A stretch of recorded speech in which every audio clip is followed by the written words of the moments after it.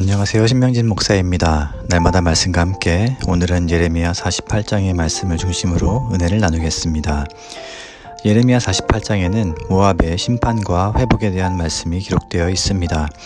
48장 8절 말씀에서 바벨론은 파멸하는 자로 일컬음 받으며 40절에서는 먹이를 사냥하며 그 위에서 날갯짓을 하는 독수리로 비유되고 있습니다. 바벨론은 하나님의 심판의 막대기가 되어 예루살렘을 멸망시켰을 뿐만 아니라 주변의 열강들도 차례대로 무너뜨렸는데 모압도 예외는 아니었습니다. 사실 모압 족속은 바벨론의 느부갓네살에게 맞서기 위해 남유다의 시드기야 왕과 협력했던 동맹국 중에 하나였습니다.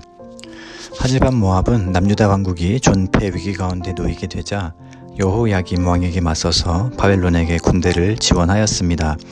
모압은 자기 민족의 번영과 안위를 위해 남유다와 맺은 동맹을 철회하고 바벨론을 위해 군대를 파병하였지만 아이러니하게도 바벨론을 통해 심판하시는 하나님의 진노는 피하지 못했습니다. 예레미야 48장에는 모압이 하나님의 심판을 피할 수 없었던 이유를 세 가지 말씀하고 있습니다. 그 첫 번째는 모압이 물질의 부유함을 의지하였기 때문입니다. 7절 말씀에 보면 모압이 자신의 업적과 보물을 의뢰하였다고 말합니다. 하나님께서 허락하신 인생을 살면서 성실히 노력하여 업적을 쌓고 재물을 얻는 것은 참으로 복된 일입니다. 하지만 그 업적과 재물이 전부 한 사람의 노력만으로 이루어진 것은 아닙니다. 하나님의 은혜와 주변 많은 사람들의 도움이 있었습니다. 그럼에도 마치 자신이 혼자 모두 다 이루었다고 착각하면서 자신의 업적과 재물을 자랑하고 의지한다면 하나님께서는 그 모든 것을 다시 거두어 가심으로써 물질의 주인은 하나님이심을 알게 하십니다. 하나님께서 모압을 심판하신 두 번째 이유는 모압의 우상 숭배 때문이었습니다. 11절 말씀과 같이 모압은 지리적 요소로 인해 외세의 침략 가운데서도 평안하고 안전했으며 한 번도 포로가 된 적이 없었습니다. 그들은 그 모든 것이 그모스 신을 통해 주어진다고 믿었습니다.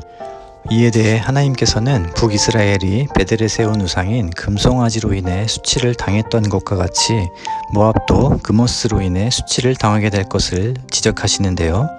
그들이 섬기는 그모스 신은 그들을 구원해주지 못할 것이며 그토록 유리한 지정학적 위치에도 불구하고 하나님의 손에 붙들린 바벨론의 침공을 막아낼 수 없을 것입니다. 이제껏 단 한 번도 포로가 되어본 적이 없었던 모압은 이제 그들의 우상 숭배로 인해 바벨론의 포로가 되어 한 번도 경험해보지 못한 수치를 당하게 될 운명이었습니다. 이처럼 안위와 평안의 축복은 때때로 하나님과의 관계를 깨뜨릴 수 있음을 기억해야 합니다. 마지막으로 본문 26절 이하에는 모압이 심판을 받게 된 결정적인 이유에 대해서 말씀하고 있는데 그것은 다름 아닌 모압의 교만 때문이었습니다. 교만은 무엇입니까? 교만은 자신의 힘과 능력으로 모든 사람과 상황과 환경을 통제하려는 마음의 태도입니다. 자신이 하나님이 되겠다는 것입니다. 사람은 자신이 컨트롤할 수 없는 상황이나 대상에 대해 두려움을 느낍니다. 그렇기 때문에 그 두려움으로부터 벗어나기 위해 그리고 누구에게도 간섭받지 않기 위해 자신의 업적과 능력, 재물을 통해서 자신의 삶이 계산이 되고 예측 가능하도록 하려는 것입니다. 그러나 이것은 스스로 하나님이 되려는 것과 같습니다. 내 인생을 내가 결정하겠다는 태도가 바로 교만입니다. 모압은 예측할 수 없는 상황에 닥칠 위기와 두려움을 대비하기 위해 많은 업적과 재물을 쌓았습니다. 하지만 모압이 아무리 애써도 막을 수 없는 대상이 있었는데 그분은 다름 아닌 하나님이셨습니다. 하나님은 예측할 수 없는 분이시고 누구의 통제도 받지 않으십니다. 하나님께서는 그분의 선한 의지대로 열강을 심판하기도 회복하시기도 하십니다. 우리도 때때로 두려움을 회피하기 위해 예측이 가능하고 평안한 인생을 꿈꾸곤 하지만 오직 하나님을 경외하고 두려워하는 것만이 심판과 멸망으로부터 구원받는 유일한 방법임을 기억해야 할 것입니다. 사랑하는 시온소교회 성도 여러분, 하나님께서는 모압을 이와 같이 엄중히 심판하셨지만 48장의 마지막 구절은 모압의 회복을 약속하십니다. 하나님의 심판은 단순히 멸망시키려는 것이 아닙니다. 예레미야 선지자는 모압에 대한 하나님의 말씀을 전하며 31절에 내가 모압을 위하여 울며 온 모압을 위해 부르짖는다 라며 애통해합니다. 이 선지자의 마음이 곧 모압을 향한 하나님의 마음과도 같습니다. 하나님께서는 그들이 의지하는 재물과 업적과 모든 의상을 제하시고 다시 온전히 회복시키심으로 온 세계와 열방 가운데 주가 하나님 되심을 알게 하실 것입니다. 우리의 삶도 동일하게 하나님의 손에 붙들려 있음을 믿으시기를 주님의 이름으로 축복합니다. 광야와 같은 인생길을 걸어가는 동안 때때로 하나님의 심판과도 같은 수많은 역경과 고난이 찾아올 것입니다.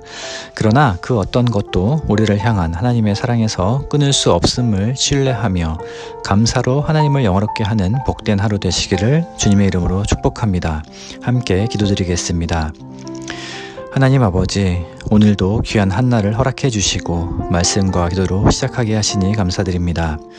잠깐 보이다 사라지는 안개와도 같은 인생을 살아가는 동안에 말씀을 더욱 의지하게 하시고 기도를 더욱 힘쓰게 하시며 허락하신 시은소교의 공동체 안에서 피차 사랑과 섬김을 통해 천국의 기쁨을 경험하는 복된 하루가 되도록 인도하여 주옵소서.